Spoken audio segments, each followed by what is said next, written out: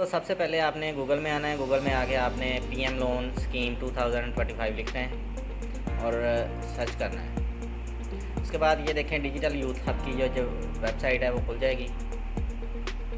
इसमें इन्होंने 3 कैटेगरीज बनाई हैं, टायर 1, टायर 2, टायर 3। तो टायर 1 में आपको 5 लाख यानी कि 0% मार्कअप पे मिलेगा। अगर आप टायर 2 सेलेक्ट करेंगे तो आपको 5 लाख से 15 लाख रुपए तक मिलेंगे, उस पर आपको 5% मार्कअप देना पड़ेगा। टायर 3 में ये देखें, आप देख सकते हैं कि टायर 3 में 1.5 मिलियन से लेके 7.5 मिलियन आपको लोन मिल सकता है। इस पर आपको 7% मार्कअप देना पड़ेगा। थोड़ा सा नीचे स्क्रॉल करेंगे तो आपको यहाँ पे मिलेगा अप्लाई फॉर लोन, ट्रैक और कैलकुलेटर।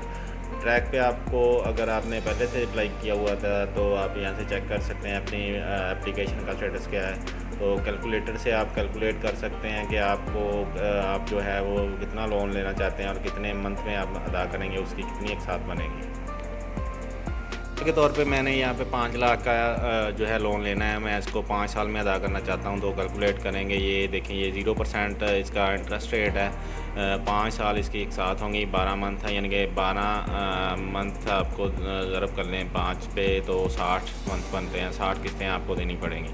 तो एक किस्त जो है वो 8,333 रुपये की बनेगी, जो आपको 5 साल में अदा करना होगी। बाद आप अप्लाई फॉर लोन वाले ऑप्शन पे आएंगे, यहाँ से आप अप्लाई करेंगे, सिंपल ये क्लोज़ कर देंगे। यहाँ पे आपने अपना शनाख्ती कार्ड नंबर लिखना है। उसके बाद आपने CNIC इशू डेट लिखनी है। उसके बाद आपने टायर सेलेक्ट करना है 1, 2, 3 जो सा भी आपने करना है। मैं इधर से टायर 1 सेलेक्ट करूँगा।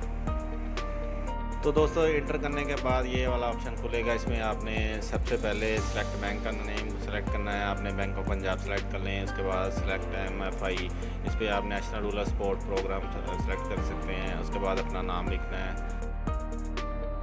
अपना नाम लिखने के बाद आपने अपनी कोई भी अच्छी तस्वीर लेके आपने वो अपने कंप्यूटर या अपने मोबाइल में सेव कर लेनी है।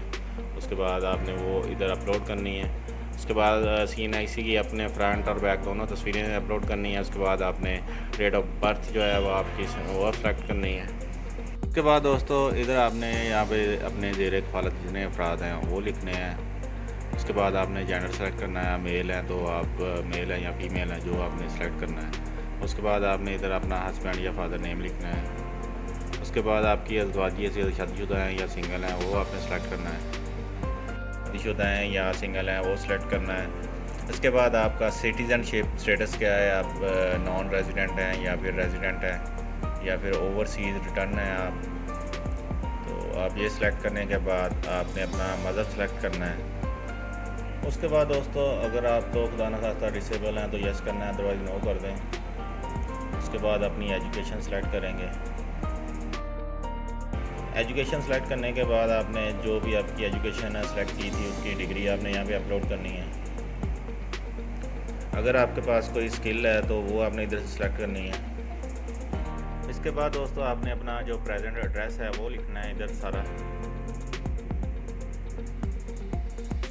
और नीचे आपने मौजूदा सूबा जो आपका वो लिखना है। उसके साथ आपने डिवीज़न सेलेक्ट कर लेनी है, ज़िला सेलेक्ट कर लेना है और तहसील सेलेक्ट करनी है।